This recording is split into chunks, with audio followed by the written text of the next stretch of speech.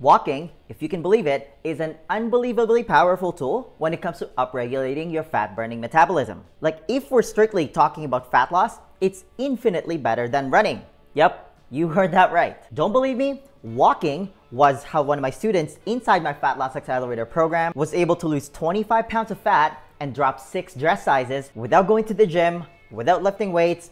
All she did was walk. But there are some mistakes with walking that I've seen a lot of people make that actually prevents you from losing weight or maybe even start gaining weight. So today, I'm going to share with you 3 of those biggest mistakes so you can actually use walking as a tool to achieve your weight loss goals. Before we get started, give this video a like, subscribe to my channel, and hit the bell to get notified every time I post a new video every week. Now, about a week ago, I released a video on why getting into chronic cardio patterns like running every day is one of the worst things that you can do if you're trying to lose weight. Then a few days ago, I released a video whether walking 10,000 steps every day actually leads to weight loss. And if you haven't seen either of those videos, then make sure you check it out. And it really struck a chord with a lot of people into why they're not losing weight even though they've put in countless hours on the treadmill or they've burned X amount of calories from going to their spin class every day, but it hasn't really translated to pounds off the scale. So after I released those 2 videos, I know a lot of you guys were extremely inspired to start walking more. And it's really something that I recommend to all my students because the entry level is so low. You don't even need actual running shoes. You just need to start moving. And that's actually one of the biggest benefits of walking is that it just promotes movement throughout the day. But that's actually where mistake number 1 comes in.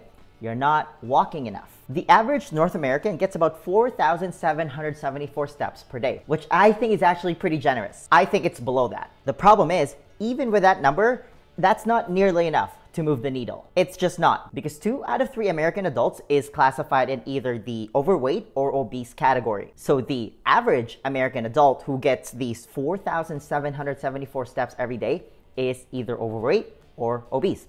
That's not good, which means that you need to get at least double that number every day. And that is where the 10,000 step milestone comes in. And this is where having a fitness tracker like a Fitbit becomes super handy when it comes to being able to keep track of how many steps you've taken. Like when you actually get one of these and you just put it on without changing any of your habits, you're gonna be shocked how little steps you actually take throughout the day. But hey, step number 1 is awareness. And that is why you just wanna start with walking if you're a complete beginner. And getting to that 10,000 step mark brings a boatload of benefits to your body because it simply forces you to move throughout the day. Because your number 1 job is to avoid prolonged periods where you're completely sedentary. There's even studies out there that sitting is almost as bad as smoking. Now, I don't really know the accuracy of that comparison, but if there's even any hint of truth to that, then you maybe want to avoid sitting for long periods of time. For me, personally, I've just noticed that my posture wasn't as good when I was sitting for long periods of time, so I started working on a stand-up desk. Nowadays, I don't even notice the difference, and it also puts me in prime walking position. Like, outside of a crappy diet,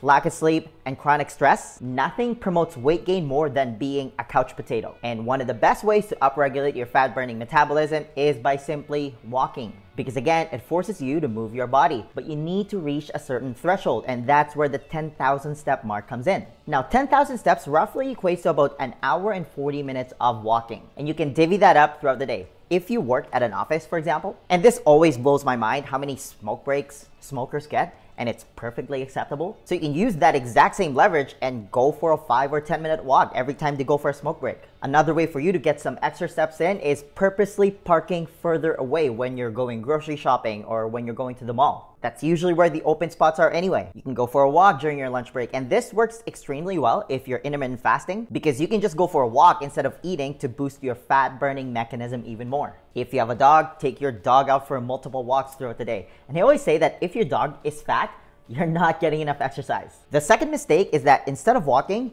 you're power walking / jogging. And there is a world of difference in terms of exercise physiology between actually walking versus power walking or jogging. The former, so walking, actually helps you burn fat, while the latter is going to burn mostly glucose, which is then going to trigger your sugar cravings afterwards, and you can only fight those temptations for so long. Now, I work out of coffee shops and I see this all the time, and it blows my mind every single time I see it. I see runners come in or people coming from their group fitness class, and they order like a skinny vanilla latte with 5 pumps of sugar-free vanilla and then energy bar, which is basically just granola swimming in sugar. Like, you just erased all the good, all the benefits that you got from your workout, and now you also have elevated insulin levels, which puts you in fat storage mode. Walking instead almost guarantees that you stay in the aerobic zone. So that's below your maximum aerobic heart rate. Again, that's where you're burning fatty acids for energy. It's the so-called fat burning zone. While power walking or jogging is a little bit harder, it's a little bit more intense. So you're gonna start increasing your cortisol levels, which is your stress hormone, because you're putting stress in your body, and that's actually gonna start working against your weight loss goals, especially if you start doing this chronically, like every day. You're also gonna increase your heart rate above your maximum aerobic heart rate, and you're gonna start burning an increasing amount of glucose instead of fat to fuel your fast pace.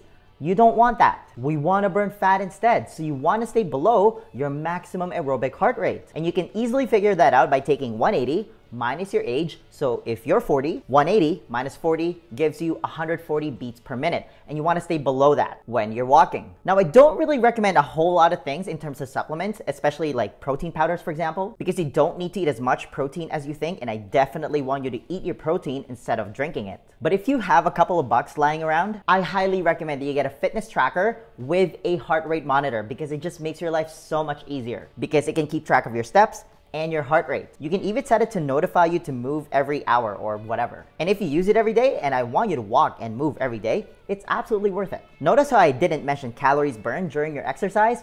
Listen, unless you're a professional athlete, that's basically irrelevant. Like, if you've ever seen Michael Phelps' legendary diet when he's training, it's insane. But he's also a multiple gold medal winning Olympic swimmer. So he's basically not human. That concept does not apply to us, mere mortals. But that's why people get caught up and start power walking or jogging, because they want to burn more calories. That doesn't really mean a whole lot, because that's just going to trigger a compensatory appetite response, again, because you're burning mostly glucose, which triggers sugar cravings, and you can only fight your physiology for so long. Long story short, as you burn more calories, you also eat more calories. And if you don't eat the right type of calories, you're gonna start gaining weight instead of losing it. Keep that in mind. So for this specific scenario, harder in terms of intensity isn't always better. Instead, more in terms of exceeding 10,000 steps every day is better. And it's really hard to overdo this. Remember, this is how we evolved as human beings. Our Paleolithic ancestors regularly walked for 5 miles every day, and they were all naturally lean and strong. Mistake number 3,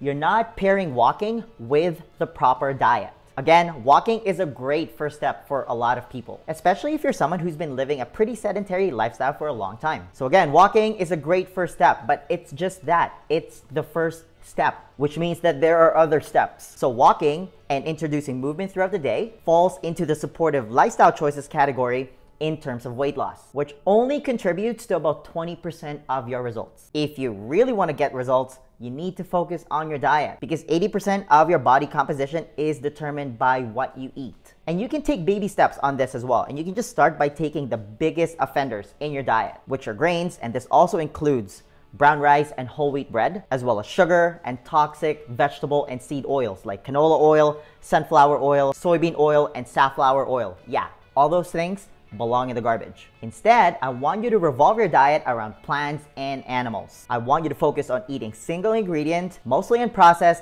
nutrient-dense foods. Stop eating 6 or 7 meals every day and just focus on eating 2 or 3 bigger meals and eat it to satiety. Bonus points if you can shorten your eating window and start getting into intermittent fasting, which I talk about a lot on my channel, to again boost that fat burning mechanism. And schedule cheat meals every week so you don't ever feel deprived. Yep, that's right. I'm that dude who believes in cheat meals. So you can have it, just not all the time. Because I believe in delayed gratification and being able to enjoy your favorite treat every once in a while. Otherwise, what's the point of all this? So if you pair walking with everything that I just mentioned, I guarantee you're gonna lose weight. And if you want a proven plan on how to put this all together, then keep watching. The next question then becomes, how are you actually supposed to eat if you want to lose weight? Because here's the thing, 80% of your body composition is determined by your diet. You can't just freestyle this part. Do you have a proven plan that you can follow? To help you with that, I want to give you a free copy of my Lean Body Blueprint. This is how I melted all the fat around my stomach without depriving myself of my favorite foods or wasting hours at the gym. It's a simple 4-step process specifically designed for busy professionals, and it's the exact same blueprint that I teach to all my private coaching clients, and they've all gone to see some amazing results. If you want to be the next success story, then download your free copy of the Lean Body Blueprint right now. There's going to be a link somewhere at the top here or in the description box. Just click on it, type in your email, and I'll send it to you right away. Alright, that's all I've got. Give this video a thumbs up if you enjoyed it and share it with your friends. Please subscribe to my channel if you haven't already. I post a new video every week. And hey, leave a comment below if you have any questions about this video. Thanks for watching, and I'll see you in the next video. First, a high five.